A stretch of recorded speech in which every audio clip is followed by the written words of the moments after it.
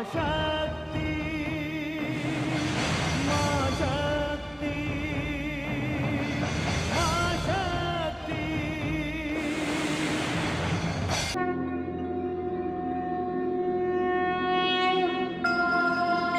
मां शक्ति, मां शक्ति।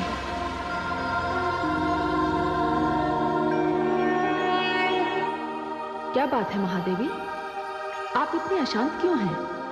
देवी भुवनेश्वरी, जब अशांति ने इतना भयानक रूप ले लिया हो तो कैसे शांत रहूं? ये क्या होने जा रहा है? क्या आपने इस परिणाम की ओर संकेत किया था? क्या ब्रह्म का अंश ब्रह्म रूपी शिव से युद्ध करेगा? हे महादेवी, अब तो इस संभावना को टाला नहीं जा सकता। अब असुर शंखचूड़ को रोका नहीं जा सकता।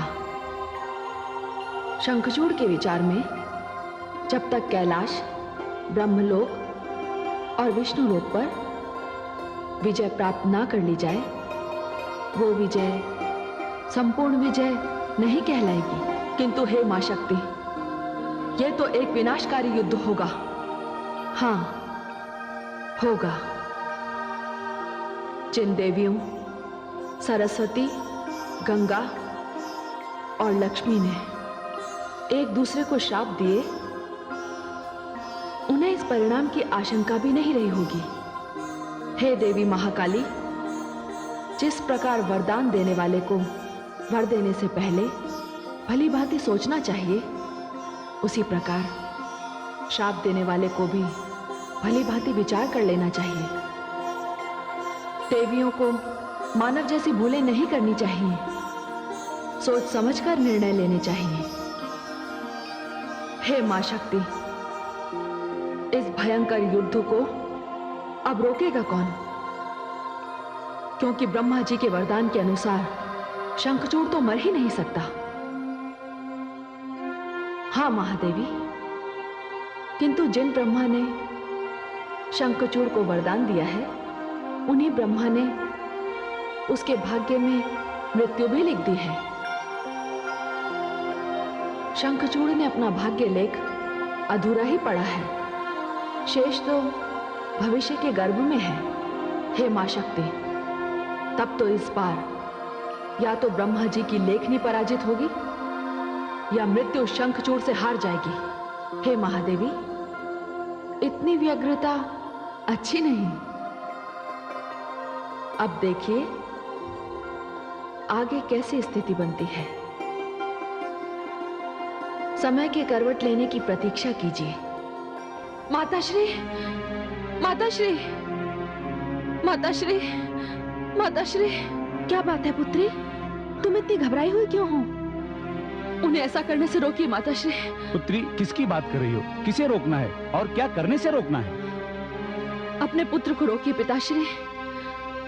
वे देवाधिदेव महादेव को युद्ध की चुनौती देने जा रहे हैं। वे कैलाश पर अधिकार करना चाहते हैं। ये तो बड़े गौरव की बात है पुत्री कि मेरा पुत्र शंखचूड़ असुरों में प्रथम ऐसा शूरवीर है जिसने कैलाश पर अधिकार करने की बात सोची। एक पिता के लिए से अधिक गौरवशाली बात और क्या हो सकती है? नहीं नहीं पिताश्री, ऐसा न कहिए। शिव भगवान हैं, देवाधिदेव हैं, महादेव हैं। वे तो हम असुरों के भी पूज्य हैं। इससे क्या अंतर पड़ता है? पुत्र शंखचूड़ त्रिलोक विजय के लिए निकला है। यक्षलोक, गंधर्वलोक और देवलोक को पराजित करता हुआ अब उसका अगला आक्रमण अपने ही वरदान दाता ब्रह्मा पर होगा और उसके पश्चात देवताओं के पक्षपाती विष्णु पर। पुत्री, तू तनिक भी चिंता न कर। अब पुत्र शंखचूड़ अपार शक्तियों का स्वामी है। संसार की कोई भी शक्ति मेरे पुत्र का वध नहीं कर सकती। और तू भी तो उसकी रक्षा के लिए व्रत कर रही है। तेरे जैसी पतिव्रता नारी का सुहाग छीनने की शक्ति संसार में किसी में नहीं है। पुत्री, मैं तो इस महान कार्य के लिए अपने महावीर पुत्र को बधाई का संदेश भेजूंगा। तू निश्चिंत हो जा पुत्री, निश्चिंत हो जा।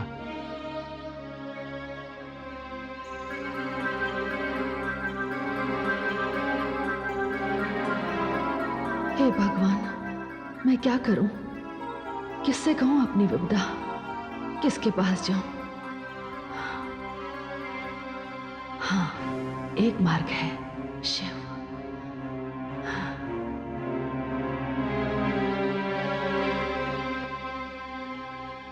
महाराज, हमारी पुत्रवधू की चिंता अकारण भी तो नहीं है। महारानी, जब हमारा पुत्र कैलाश पर विजय प्राप्त कर लेगा तब उसकी चिंता समाप्त हो जाएगी। महारानी, ये गुण मानव कन्या में ही देखा गया है। जिसे वो पति स्वीकार कर लेती है वो उसका परमेश्वर हो जाता है। पत्नी के लिए जब पति सर्वस्व हो जाता है तो पति की शक्ति दुगनी हो जाती है। मानव जाति की एक कितनी बड़ी विशेषता है कि पतिव्रता पत्नी पति के लिए महान प्रेरणा बन जाती है। मैं देख रहा हूं हमारी पुत्रवधू हमारे पुत्र की रक्षा के लिए कवच बन गई है। हाँ,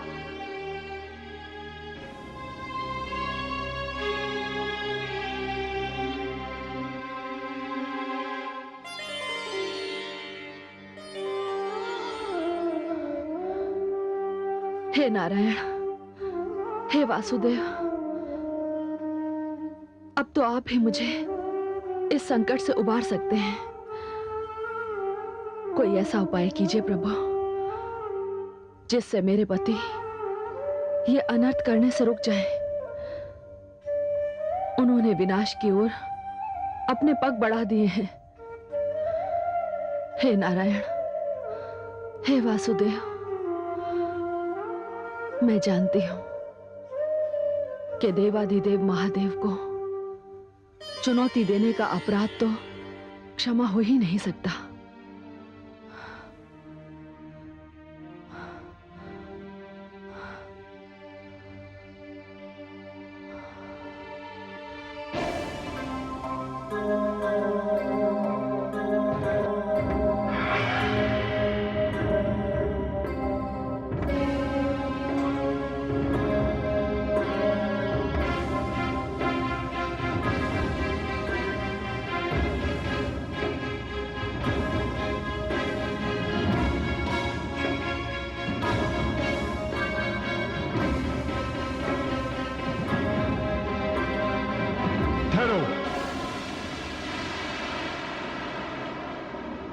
कौन हो तुम?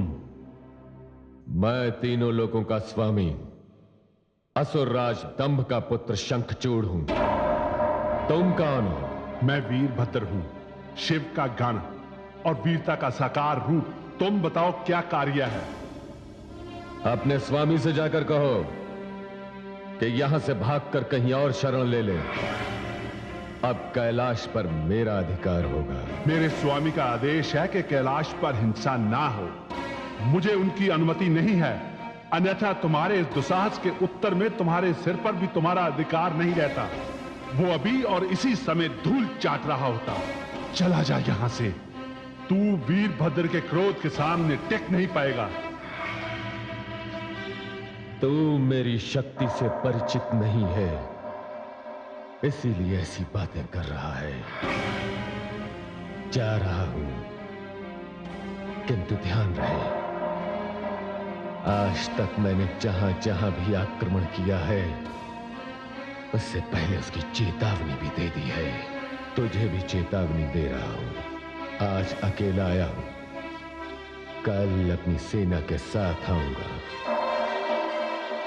यदि कल तक तुम्हारे कैलाशपति कैलाश छोड़कर नहीं चले गए तो उन्हें शंखचूड़ के आक्रमण का उत्तर देना होगा और परिणाम का भी उत्तरदायी होना होगा। बस, कल कैलाश की भूमि तेरी समाधि बनेगी। किसमें कितनी शक्ति है इसकी परीक्षा कल हो जाएगी।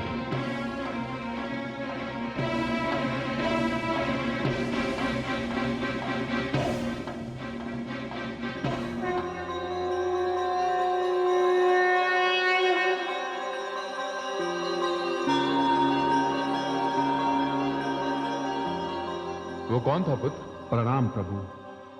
तुम किसे वार्तालाप कर रहे थे? प्रभु अभी अभी शंखचूड़ आया था, बुद्धि भ्रष्ट हो गई है उसकी। कहता था अपने स्वामी से कहो वो कैलाश छोड़कर भाग जाए। प्रभु ऐसे कार्यों के लिए तो आप मुझे अनुमति दे रखिए, मैं उसका वध कर ही देता, किंतु विवश था। वो धमकी देकर गया है, कहता है कि कल फिर आऊंगा और सेना के साथ आएगा। अच्छा, तो कल शंखचूड़ अपनी सेना के साथ आएगा? हाँ प्रभु, और उसका दुस्साहस देखिए, कहता था कि अपने स्वामी से कहो वो कैलाश छोड़कर भाग जाए। मानव लोक, यक्ष लोक, गंधर्व लोक तथा देवलोक पर विजय प्राप्त करने के पश्चात शंखचूड़ को अपनी शक्ति पर अभिमान हो गया है। वीरभद्र जी प्रभु, हमें शंखचूड़ के इस दुस्साहस का उत्तर देना ही होगा। मैं कैलाश की शांति कदापि भंग नहीं होने दूंगा।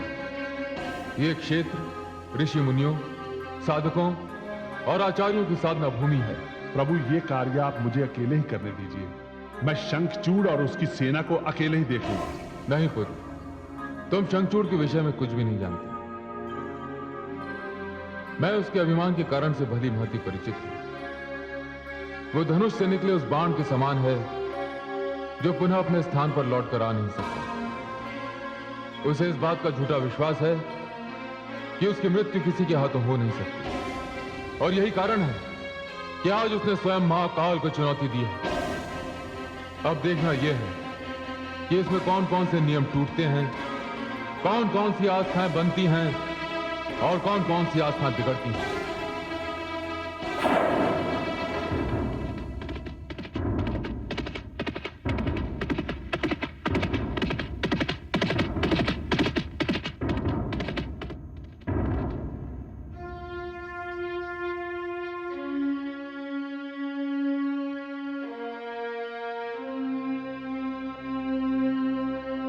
महाराज की जय हो।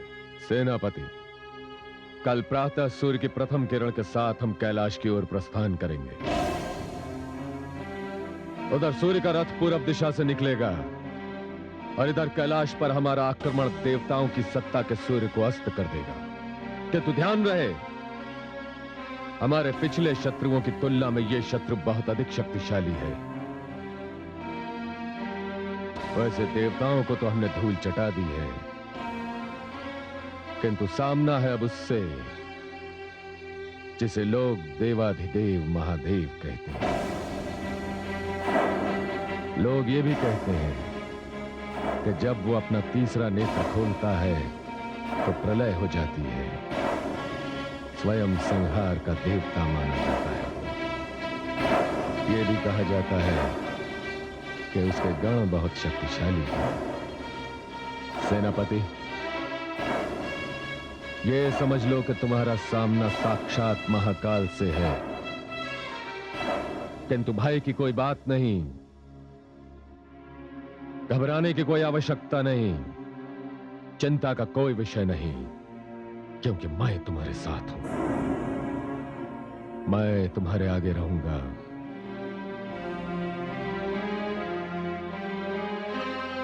महाकाल से सीधी और पहली टक्कर मेरी होगी।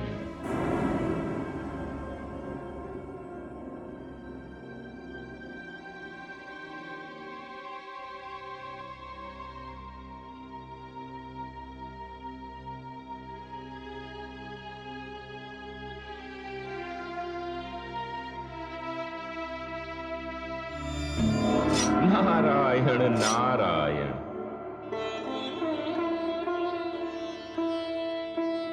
प्रणाम देवर्षि। देवी तुलसी, अब आप ही बताइए, मैं आपको आशीर्वाद दूं या एक सूचना निवेदित करूं? सूचना?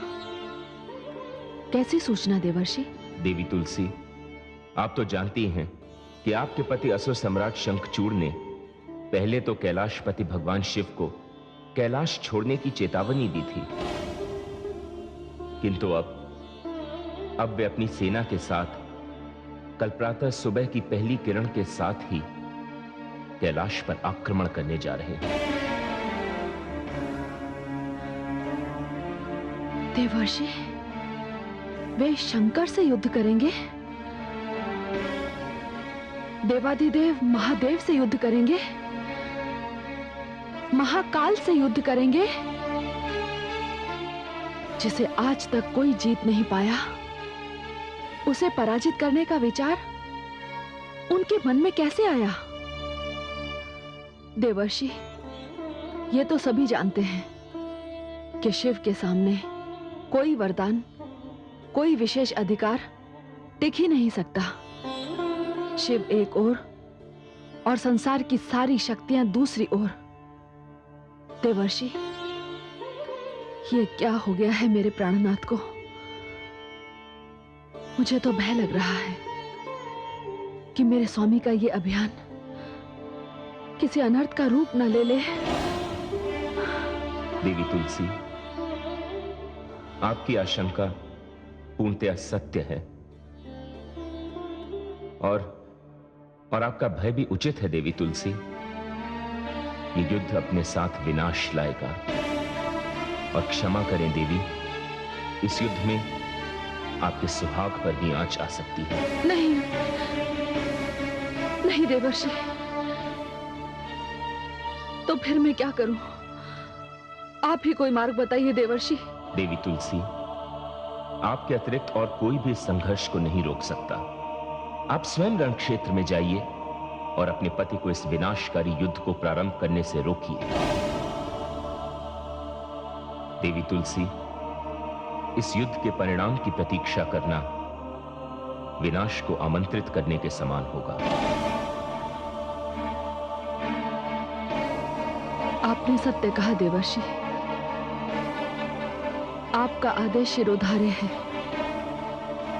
मैं जाऊंगी, अपने सिंदूर की रक्षा करने के लिए अवश्य जाऊंगी। देवर्षि, मैं अपने भाग्य के सूर्य को ग्रहण नहीं लगने दूंगी। कल प्रातःकाल सूर्योदय से पूर्व मैं वहां पहुंच जाऊंगी। नारायण नारायण।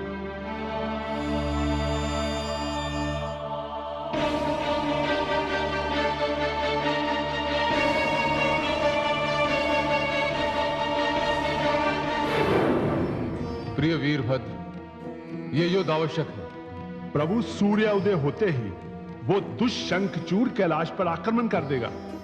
हाँ वीरभद्र, नियति की भी यही इच्छा है कि इस युद्ध के द्वारा एक अव्यवस्था का अंत होगा और व्यवस्था की स्थापना होगी। देख नहीं रहे, तप ने अहंकार का रूप धारण कर लिया है और अहंकार तीव्र गति से विनाश की ओर बढ़ रहा है। शंखचूड़ को अपने वरदान पर घोर अभिमान है। स्थिति ऐसी बन गई है कि एक ओर वरदान है तो दूसरी ओर शक्ति है और इन दोनों के बीच संघर्ष के लिए कोई स्थान नहीं। वीरभद्र, यह बात किसी को भी नहीं भूलनी चाहिए कि संसार ऋतु के नियम पर चलता है। सारी प्रकृति में एक व्यवस्था है। ब्रह्मा, विष्णु और मैं इस व्यवस्था के संरक्षक हैं और मैं ये अनुमति किसी को भी नहीं दूंगा कि कोई इस व्यवस्था को भंग करे। वीरभद्र, हम शंखचूड़ के आक्रमण का उत्तर अवश्य देंगे। हर हर महादेव, हर हर महादेव, हर हर महादेव।